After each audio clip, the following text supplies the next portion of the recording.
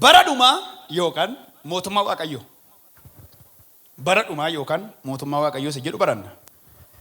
Qorontoos isa duraa boqonnaa 15 lakkoofsa 24. Kiristoos immoo gooftummaa hundumaa, aboo hundumaa, humna hundumaas golgoleessee mootummicha deebisee Waaqayyoo abbaatti erga kennee booddee dhumni hin taa'edha. Macaafi qulqulluun jalqaba uumamaa akkamittiin akka uumame, maaliif akka uumame, yoom akka uumame qofaa dubbatee hin dhiifne waa'ee bara dhumaas hin dubbata. Ijoon barumsa bara dhumaa maali? Gooftaan Yesuus Kiristoos du'ee erga du'aa ka'e gara Waaqayyoo abbaatti osoo hin bahin fuula dura deebi'ee akka dhufu waan abdachiiseef deebi'ee dhufa. Bartootaan amma nan deema garuu deebi'ee dhufaa. Wangeela Yohaannis boqonnaa 14 lakkoofsa 2 gad lakkoofsa 3 dubbiftan ni argattu. Mana abbaa koo keessa iddoo jireenyaa baay'eetu jira. Utuu hin jiru ta'ee isinitti nan himan ture. Iddoo jiru sana dhaqe isiniif qopheessuudhaaf nan adeema. Yemmuu dhaqee iddoo sana isiniif qopheessus iddumaan jiru isinis akka jiraattaniif deebi'ee dhufee tan gara ofii kootti isin fudhadhaa jedheedha.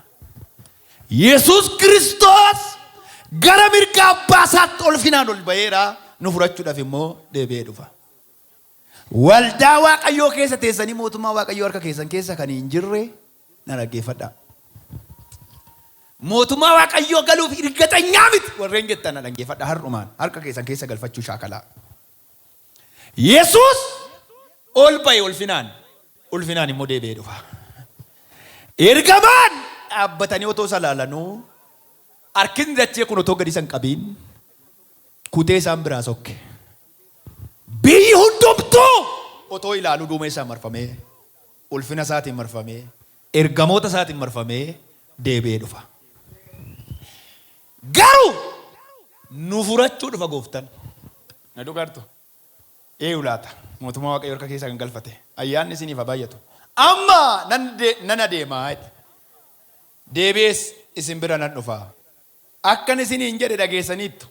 Utuu na jaallattu taatanii waanuma gara abbaa dhaquuf hin gammaddu turtan abbaan na caala'uudha. Inni kun wangeela Yohaannis boqonnaa 14:28. Mul'ata Yohaannis boqonnaa 19 lakkoofsa 16-17 irratti otoo isa irratti gudeeda isaa irrattis maqaan mootii moototaa, gooftii gooftotaa jedhu caafamee jira. Kana booddees ergamaan tokko biiftuu irra dhaabbatee nan arge. Innis allaattii bantii Waaqaa walakkaa balali'an hunduma sagalee guddaadhaan waamee kottaa nyaata isaa guddaa Waaqayyoo isiniif qopheessu walitti qabamaa jedheedha. Nyaanni guddaan sun mootummaa Waaqayyooti. Waa'ee deebii isaa barumsa ijoon gara dhumaatti kana keessatti waan gurguddaa wantoota amma kana argina. Tokko ol butamuu amantootaa fi dhiphina isa guddaa argina. 2 du'aa ka'uu warra du'anii argina. 3 mootummaa waggaa 1000 argina. 4 firdii isa dhumaa fi haala jireenya bara baraa ilaalla. Kana keessatti wantoota kana arfan ilaalla.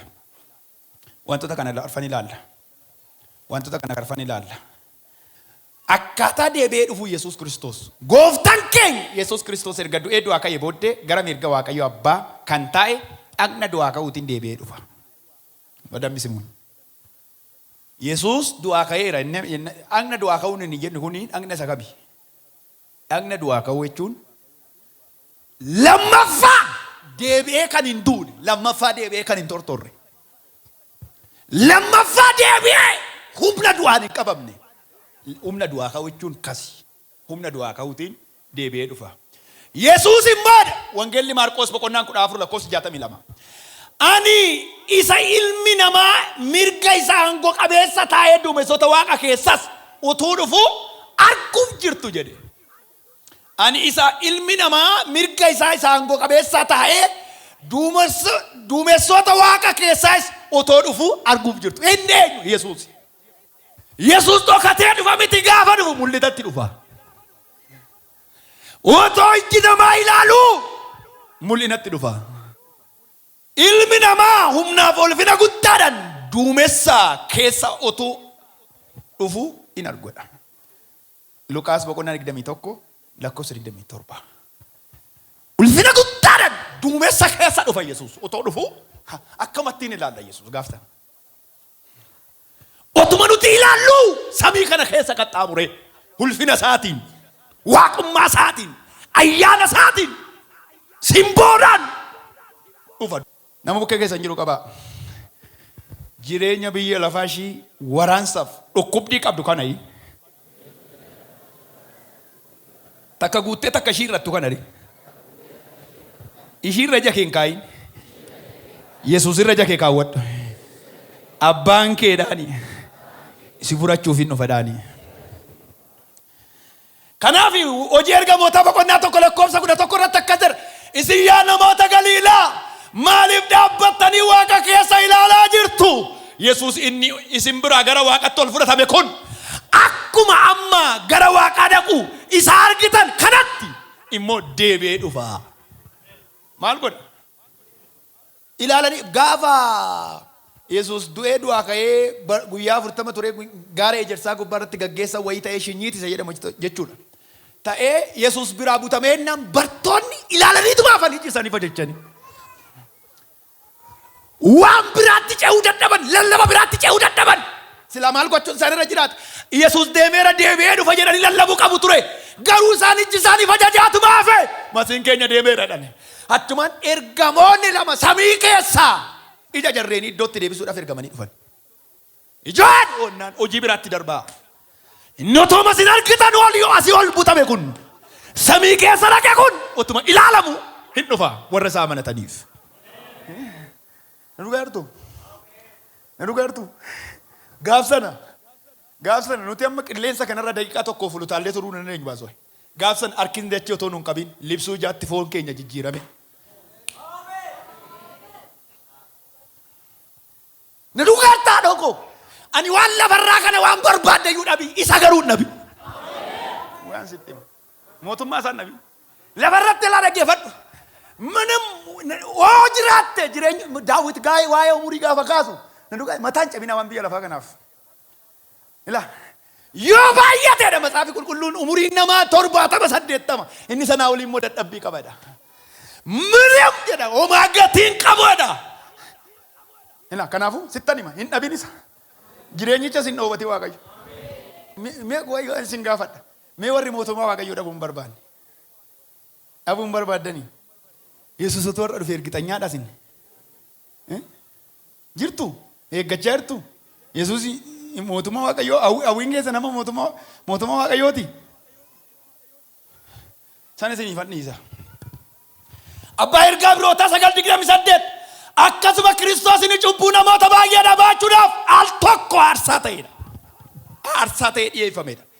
Si'a lammaffaaf immoo waa'ee cubbuu otoo hin ta'in warra dhimmanii dhufa isaa eeggatan fayyisuudhaaf mul'achuudhaaf jiraadha. Yesuus cubbuu lammaffaa cubbuu nurraa fuuchuuf hin dhufu Waaqayyo. Al takka waraanamee aarsaa ta'ee cubbuu nurraa fuudheera. Al takkaaf dhiigee, al takkaaf waraanamee, al takkaaf caccabsamee, al takkaaf waraanamee, al takkaaf qullaa dhaabatee, al takkaaf salphatee cubbuu nurraa fuudheera. Amma garuu warra dhimmanii isa eeggatan fudhachuudhaaf dhufa ulfinaan. Immitanii warri eeggachaa jirtan qofti harka keessan ol kaasaa. Isin fudhachuuf dhufa gooftan. Warri dhimmitanii eeggachaa jirtanitti faraduuf hin dhufu gooftan. Isinitti faraduudhaaf isinii abidda keessatti gaannabitti isin galchuuf miti kan dhufu gooftan. Isin fudhachuu dhufa gooftan. Isin fudhachuu dhufa.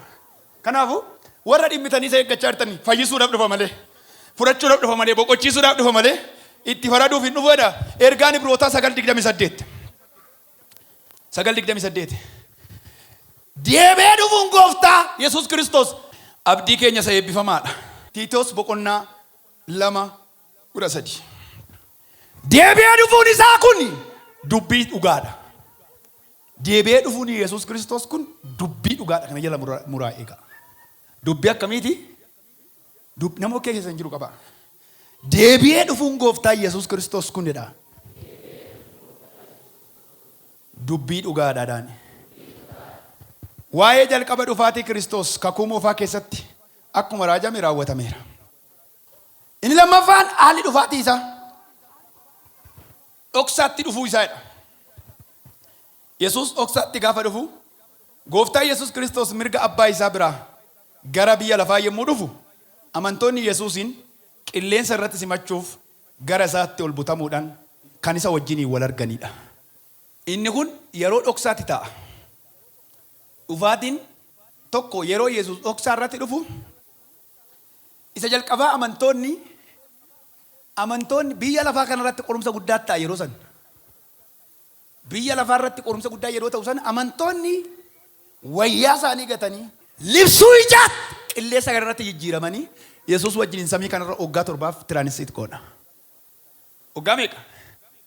Waggaa 7. Waggaa 7.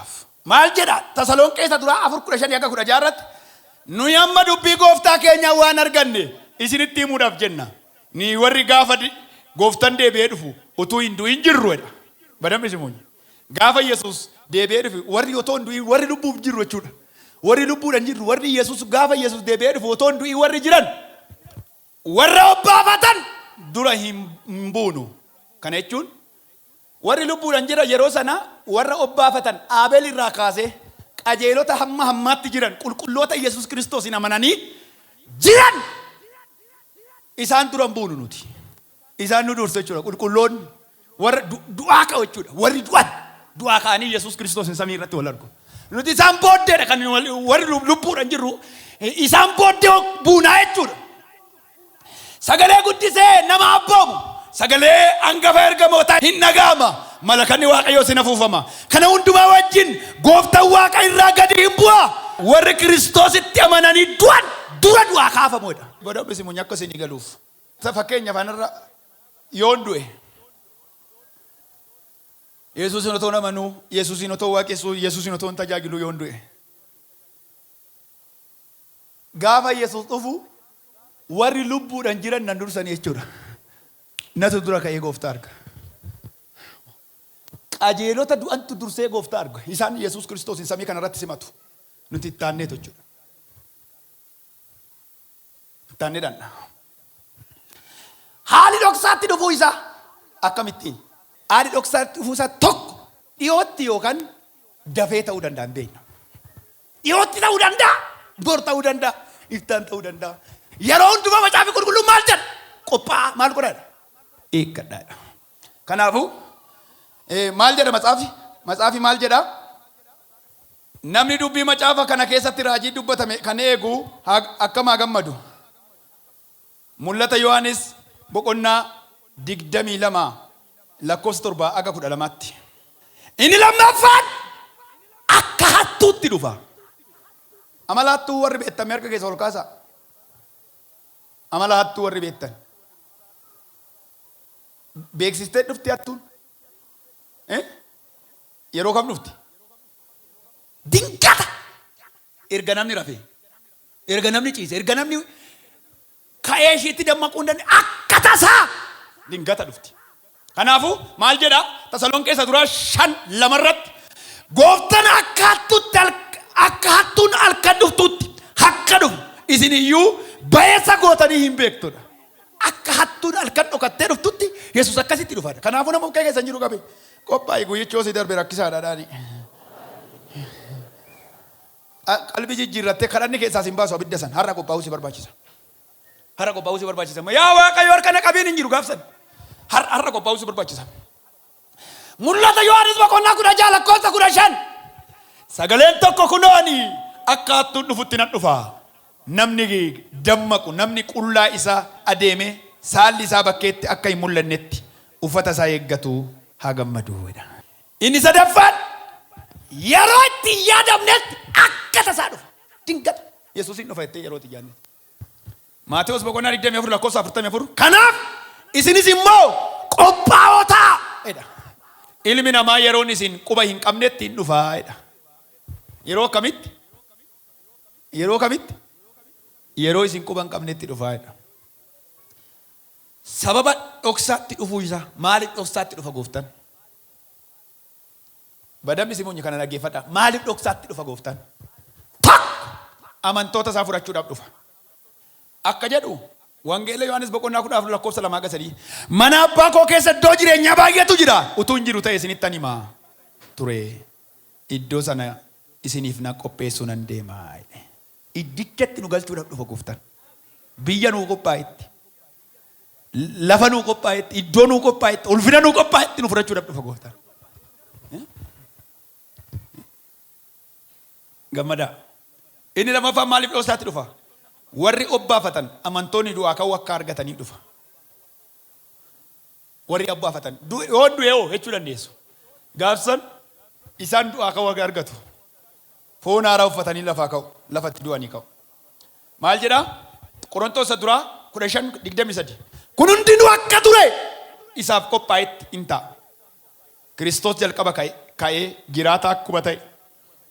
Warri kan Kiristoos ta'anis yeroo inni deebi'ee dhufutti hin jiraachifamuudha. Yeroo kam? Warri du'an maal godha? Yeroo inni deebi'ee dhufutti maal ta'uudha? Hin jiraachifamuudha. Inni jalqabaa warri inni lammaffaa kun warra obbaafatan du'aa ka'uu akka isaan argataniif deebi'ee dhufa. Qilleensatti gooftaa simuudhaaf ol butamna nuti. Ergasii hundumaa biraa gooftaa bira jiraannaa jechuudha. Inni gara biraa qulqulloota isaa biratti ulfina argachuuf warra isaa amanatti hundumaa birattis akka dinqiitti ilaalamuudhaaf deebi'ee dhufa.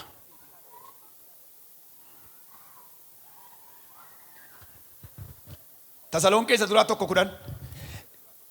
Deebi'uun keessanis ilma isaa isa Waaqa irraa dhufu isa inni warra du'an keessaa kaase Yesuus isa dheekkamsa dhufu jalaa nu oolchu eeggachuudhaaf.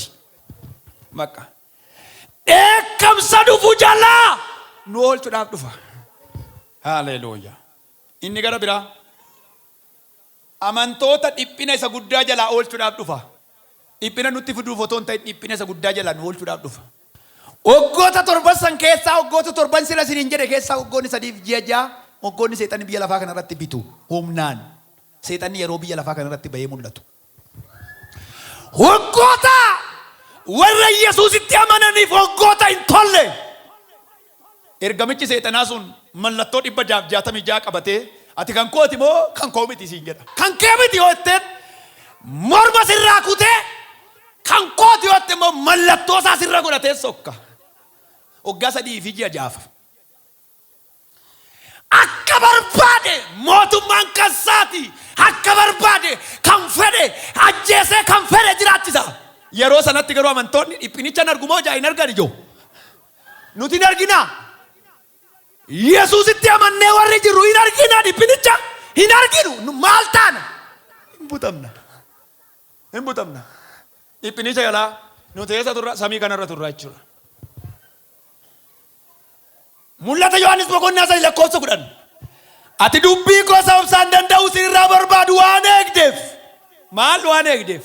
Dubbii koo warra dubbii koo obsaan danda'u waan eegdeef. Anis immoo yeroo qorumsi guutummaa biyya lafaa irratti dhufu namoota lafa irra jiraatan hundumaa qoruuf dhufutti isa jalaa akka baatuuf sin eegaadha.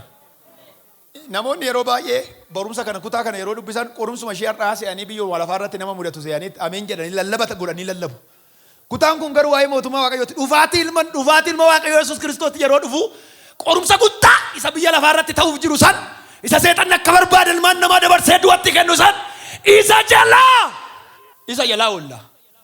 Qorumsa guddaan qorumsa akkasii biyya lafaa kana irratti ta'ee hin beeku. Qorumsichi qorumsa guddaadha. Nuni warri Yesuusin amannee jirru garuu eessa jirra? Warri ijoollee samii harka keessa olkaasaa eessa jira nuti? Sagalee guddaadhaan iyyaati kan ko'achedha. Inni biraan amantoota akka hojii isaaniitti gatii kennuuf dhufa. Amantootaaf akka hojii isaaniitti. Gaggeessan jiru qaba. Hojiin kee akka midhaani. Abidda bira darbaa hojiin kee daani. Har'a waan barbaadan gochuu dandeessu. Dhoksaattis mul'attiin wal'anattis. Waan barbaadan kan barbaadan kuffiftanii kan barbaadan jiraachisuu dandeessu. Kan barbaadan jibbitanii kan barbaadan jaallachuu dandeessu. Yoo barbaadan hatuu dandeessu, yoo barbaadan sobuu dandeessu. Har'a tarii firdiin hin jiru. Na dhugaartu. Yesuus garuu gaafa dhufu akka hojii keenyatti.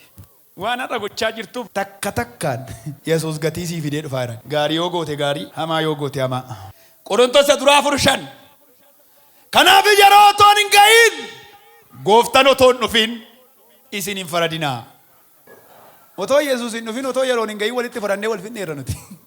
Ila yeroo kadhannaan eegina yeroo wanti laphee keessan tuqu yeroo dhufu Yesuus Kiristoos jedha ofitti murteessa achumatti.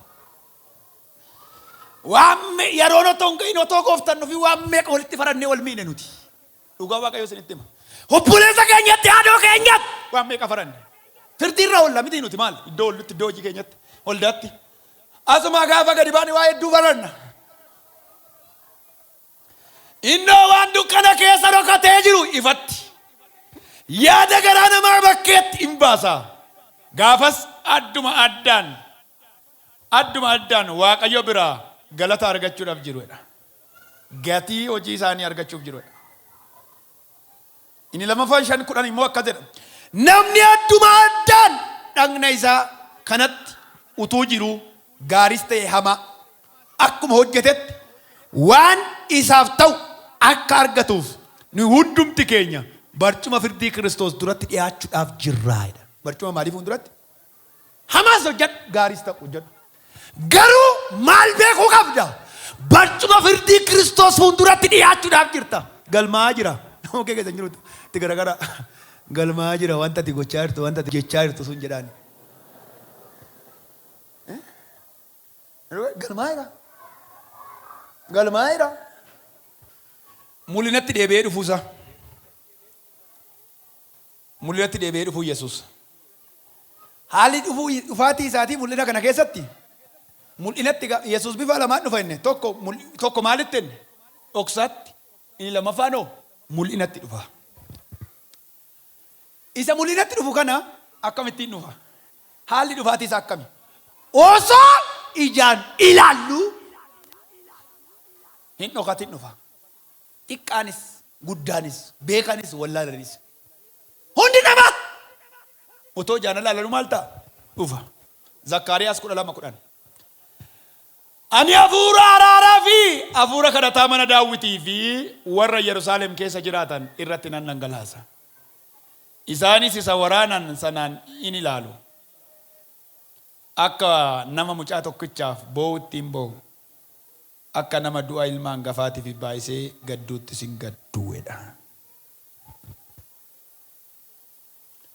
Na dhageessu namoonni baay'een hin gaddu hin boo'u. Garuu warra kamti Kiristoos hin arga. Warra hafuura araaraa fi hafuura kadhataa qaban. Warri Kiristoos hin argu yeroo mul'achuu gooftaa Yesuus Kiristoos keessatti warra hafuura araaraa fi hafuura kadhataa argatan. Jarreen kanatu gooftaa Yesuus hin arga. Kana irraan kan hafe warri hafuurri kun irratti dhangala'in hin boo'udha. Matsaafatuudha. Akka ilmi hangafa isaanii jalaa du'etti wawwaatuudha. Wawwaannaa guddaadha guyyichi guyyaa ciniinsuu guddaati. Warri hafuurri araaraa kadhataa mana isaanii irratti dhangala'e garuu Yesuus wajjin wal argu. Warri Yesuus hin arguu danda'an jarreen kana lamaan qofa. Warra humni araaraa dhangala'ee fi warra humna kadhataa qaban qofatu Yesuus hin arga. Mul'ata Yohaannis 1:7 kunoo inni duumessa wajjin dhufuuf jira. Ijji hundinuu isa ilaaluuf jiru. Warri isa waraananis immoo isa arguuf jiru. Gosi namaa lafa irraa hundinuus isaaf in wawwaatu eeyyee akkasuma hin taa'edha. Yesuus duumessa wajjin maal taa'edha? Dhufuuf jiraadha. Gaarronni Yesuus duumessa ulfina Yesuus marfamanii dhufu. Duumessa wajjin dhufadha. Haleluuyaa. Kunaana warri kaleessa isa waraanan in arguudha. Warri kaleessa isa ajjeesan in arguudha. Warri ammumayyuu harrumayyuu isa waraanaa jiran maal ta'udha? In arguudha. Okkee jiru qaba. Waa namaa gochaa jirta taanaan Yesuus waraanaa jirtadhi.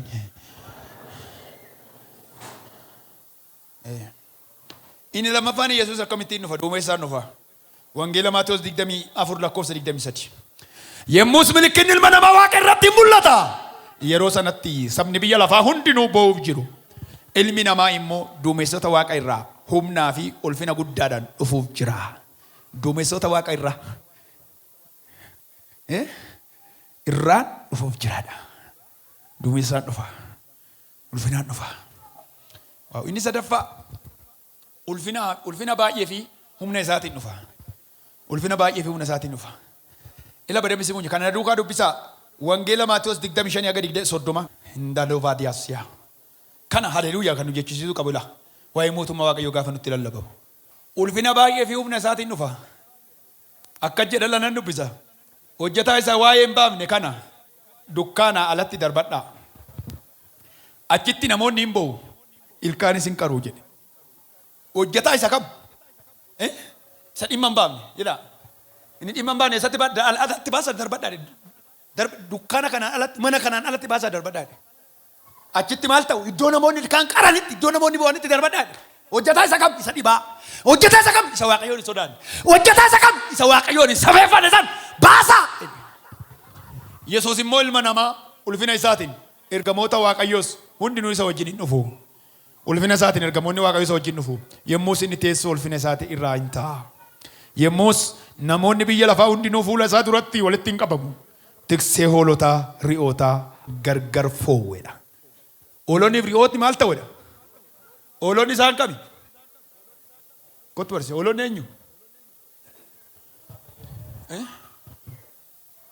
Hoolonni warra gooftaa Yesuusiin amananii akka sagalee isaatti jiraatan. Ri'oonni isaan immoo warra gooftaa Yesuusiin hin amanne. Hin amannee fi warra akka sagalee isaatti hin jiraanne. Isaan kana gargar fo'a. Hoolonni akkas goraa mirga koo. Ri'oonni gara bitaa koo goraadha. Innis namoota sana gargar hin fo'aadha. Warra hoolotatti fakkeeffaman gara mirga isaa, warra ri'ootaaf fakkeeffamaniin immoo bitaa isaa hin dhaaba. Ergasii mootichi warra mirga isaa jiraniin, isin yaa warra abbaa kootiin eebbifamtanii koottaa. Isaan kam isaan? Warri mirga Waaqayyoo jiraniin, warra akka dubbii Waaqayyootti jiraataniin, warri Yesuus Kiristoosin jiraataniin amananiin, isin yaa warra abbaa kootiin jaallatamtanii maal ta'a? Koottaa. Isin yaa warra abbaa kootiin eebbifamtanii isin gara koo koottaa. Maal ta'a? Isin gara koo maal ta'a? Isin gara koo koottaa. Mootummaa isaa uumama biyya lafaatii jalqabee isiniif qophaa'etti gala. Maal godhaa? Isaan kamiin? Warra mirga Waaqayyoo jiranii, warra Kiristoosiin amananiin, warra akka dubbii isaatti sagalee isaatti jiraataniin koottaa jedheen. Mootummaa abbaa kootii isa si gara isiniif qophaa'etti galaa jedheen jedha. Inni biraa ergamoota isaa wajjin dhufa. Maarqos boqonnaa 8:38. Nama dhaloota gaggaragalaadhaa fi cubbamaa kana keessatti anatti dubbii kootti leeyya'u ilma namaa ulfina abbaa isaatiin qulqulloota wajjin yemmuu dhufu isatti leeyya'a jedheedha. Mee takka carraadhuma argattanii waa'ee Yesuus gabaa walakkaa dhaabbattanii dubbattanii lallabdanii kan beektanii Yesuus dhugaa baatanii kan beektan. Gabaa keessatti machooftota gidduutti iddoodhuma namoonni muraasni jiranitti waa'ee Yesuus dubbattanii kan beektan harka keessa ol kaasaa. Dhugaa baatee kan beektu waa'ee Yesuus kana kan Matsaafi kan inni jedhu. Ijuma jabaattee namoota gidduutti waa'ee Yesuus, hattoota gidduutti waa'ee Yesuus, dhugdoota gidduutti waa'ee Yesuus, azaabota gidduutti waa'ee Yesuus. Yesuus hin fayyisa. Mucaan tokko kaleessa baay'ee natti tolte. Mucaan tokko kaleessa baay'ee natti tolte. Ofumarraa wayyaa ishee eebba ishee, wayyaa ishee suufii ishee akkas ofirraa goote. Ishaan gammachuun inni kun hin darbaadhe. Yesuus namni qabu garuu gabaa keessatti biyyi hundi lafti hundi mucaatti ilaalu mucaan ija gadi qabachuu Yesuus jiraanya jechuun jalqabdee abbee keessaa fuutee waa'ee Yesuus dubbatte abbee maaloo liqimsuufan ka'e warra keettuun himtooti yoo abbaa keessan fayyinettuun himtoo boloota keessan fayyinettuun himtooti waa'ee Yesuus haadhoodhuma kee ollaadhuma riyaadhuma keessa wajjin nyaatu isa dhuguu isa machaa'uttuun himtooti waa'ee Yesuus hin sodaata. Yeroo tokko namoota dirree irraa dhugaa ba'an waa'ee Yesuus dhugaa ba'an waa'ee Yesuus dubbachuun isaanii gaarii ta'eetu otoo waldaan duukaa dhaabbattee kan qixaaf kallattiitti waa'ee Yesuus dhugaa ba'uu danda'an daariitti otoo goote xuruudha. Akka gaariitti xuruudha dhuguma isinitti hima. Bakka namni addabaabayitti namni ba'ee waa'ee Yesuus dubbatu mata-duree tokko mata-dureen biraan hin jiru. Yesuus jireenyadha. Yesuus dhugaadha. Yesuus malee karaan biraan hin jirudha. Yesuus malee jireenyatti hin galabudha. Yesuus malee na dhugaa jirtu. Waaqayyo ani karoorri koo inni guddaan Waaqayyoo na gargaare waan lama tokko nama waltajjii nama du'ee irratti eegatuma barbaadee wangeela lallabuun barbaada tokko. Wadamsi hunyi maaliif jedhee hin jedhina. Waltajjii warra du'aa irratti nama du'e waldaa biraa yoo ta'e sirna awwaalchaa wadhee wangeela lallabuu barbaada. Egaa abbaan nyina gara alle. ምንድን ነው? Namni iddoo warra du'aatti akkatti ishii sin dhageessu. Dhugaartu matsaafi kanaaf iddoo cidhaa dhaquu moo iddoo gaddaa dhaquu gaariidha. Iddoo kam dhaquu gaariidha. Namni iddoo du'aa gaafa dhaqu daddafeetu lakkaan nan du'aadha. Lakkaan du'uun kun akka mee iddoo warra du'aa dhaqaa mee dhaqaa waan namni jechaa deemtu. Ammanumaaf wal jibbinaaf jechaa deemte nagaraa deemtu. Ammanumaaf akkas wal goonaaf jetti sabdi immoo achennaa gadi baate irraafatte. Namoota baay'ee argattu kanaafan jedhe. Namoota namanne caalatti warra namanne argattu iddoo sanatti waan ta'eef kanaafan jedhe. Iddoo warra du'aatti kanan jedheef kanaaf gara biraatti hin yaalamnu ofinaa. Inni lammaffaan addabaabayii irratti bahee waa'ee Yesuus Kiristoos waldaa keessatti qofa otoo hin ta'in bakkeetti lallabuun barbaade. Mee warri garee koo taatan yoo humna koo illee dadhabe waalli koo illee naaf eeyyamuun barbaade maallaqaan isin duukaa dhaabanna warri ittiin harka keessa ol kaasaa. Wangeelaa lallabamu bahee dubbatamu dhugaa ba'amu warri ittiin harka keessa ol kaasaa. Sagalee guddaadhaan Yesuus hin dhufeedhaa kayyaati. Laphiin amantootaa gara kanaatti deebi'uu qaba. Waa'ee Yesuus biddeena keenyaachaa waa'ee Yesuus dhugaa ba'uu maal sitti hir'isa? Hojii kee hojjechaa dhugaa ba'uu maal si miidha? Mee kanaan booddee warri Yesuus dhugaa ba'u ilaa dhaggeeffadhaa. Nama dhaloota garagaraaf cufamaa kana keessatti dhaloonni kun maal jechuudha? Matsaafa Qulqulluun akka dubbatu gaggaragalaa fi cubbamaadha. Matsaafa tole. Kana keessatti anatti dubbii koottis leeyya'u. Ilmi namaa ulfina abbaa isaatiin qulqulloota isaa wajjin yemmuu dhufu anis isatti leeyyaadha. Warri har'a Yesuusitti leeyyaatan gaafa gooftaan dhufu gooftaan immoo isinitti leeyyaa jechuudha. Mee waa'ee Yesuus dubbadhee duuba barbaada warreettan. Waa'ee Yesuus kanaan booddee nama lama sadiitti waan argate dhugaa torbanitti guyyaatti nama tokko nama lamatti dhugaa ba'a. Waa'ee Yesuus nan dubbadha warreettan harka keessa ol kaasa. Waa'ee Yesuus nan dubbadha. Dhugaan ba'a. Yesuus jireenya akka ta'e lallaba warreettan. Sagalee guddaadhaan Yesuus jireenya dhagaa. Inni sadaffaa qulqulloota isaa wajjin dhufa. Tasaloniqee duraa 3:13. Guyyoota gooftaan keenya Yesuus Kiristoos qulqulloota isaa wajjin deebi'ee dhufutti garaa keessan cimsee warra hin komatamne godhee qulqullummaadhaan fuula Waaqayyoo abbaa keenyaa dura isin haa dhaabu. Mee harka keessan ol kaasaa. Duukaa harka keessan ol kaasaa. Lamaan harka keessan iyyuu bal'isaa. Yaa Waaqayyoodha. Guyyaa dhufa keetti guyyaa qulqulloota kee wajjin dhuftutti nama hin komatamne gootee fuula kee fuuldura akkana dhaabdu. Anis jedha nan jiraadha sin eeggadha atis immoodha nama hin komatamne godhii qulqullummaadhaan fuula kee dura na dhaabedha. Macaafa qulqulluu keessaa fudhattanii ilaaltan Yihuudaa lakkoofsa malee hin qabu gaa macaafa Yihuudaa fudhattanii yaaddan lakkoofsa 14 15 fudhattanii ilaaltan Enook Addaamii jalqabee dhaloota torbaffaa tureedha. Inni waa'ee isaa kanaa immoo raajii dubbatame kunoo gooftichi kumaatamaan qulqulloota isaa wajjin hin dhufaa. Eenyu wajjin? Qulqulloota isaa wajjin dhufaadha. Inni nama hundumaa irratti faraduudhaaf ta'ee waan warri Waaqayyoo malee jiraatan jireenya akkasii keessatti hojjetan hundumaa dubbii jajjabaa cubbamoonni warri Waaqayyoo malee jiraatan isa irratti dubbatan hundumaa bakkeetti baasee amansiisee nama hadduma haddaan hin adabaa'edha. Waaqayyo waldaa keessa taa'anii Waaqayyoo malee jiraachuu hin danda'amu moo hin danda'amu? Gaaffii kana naa deebisaa. Otoo tajaajilanii Waaqayyoo malee otoo waldaa keessa taa'anii Waaqayyoo malee jiraachuun hin danda'amu moo hin danda'amu? Mee hin danda'amu irratti? Hin danda'amu moo hin danda'amu? Waldaa keessa otoo jirtu Waaqayyoo malee jiraachuu hin dandeessa. Hin hattaa, hin ejjitaa, hin sobdaa, hin cabarbartaa, akka barbaadde jiraattaa, akka barbaadde dubbatta. Waaqayyoo malee jiraachuun hin danda'amu. Isin hin ajjeesu Waaqayyoo har'a. Guyyaa isa dhumatti garuu sin adaba Waaqayyo.